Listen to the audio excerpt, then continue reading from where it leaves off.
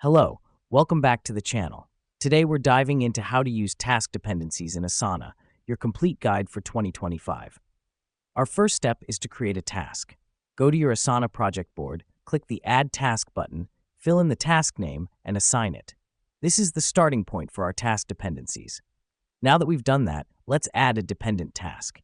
Click Add Task again, label it, and assign it. Go to the task details, find the Dependencies section, and select Mark as Dependent on. Choose the first task you created. This creates a clear workflow and ensures tasks are completed in the right order. The reason we do this is to establish a sequence of tasks. Task dependencies in Asana help you organize your workflow and prevent a task from starting before a prerequisite task is completed. Next up, let's set up notifications. In the Dependent Tasks details, go to the Assignee section and turn on notifications. This gives the assignee a heads up when their task is unblocked and ready to start.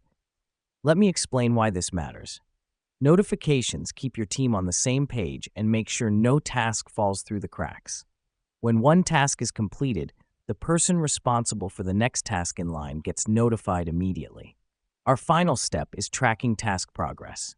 On your Asana project board, you can see the status of all tasks and their dependencies. This helps us because it provides a visual overview of your project's progress and shows which tasks are waiting on others. And that's it. You now know how to use task dependencies in Asana. With this tool, you can streamline your project management and ensure tasks are completed in the right sequence. Until next time, keep your projects running smoothly.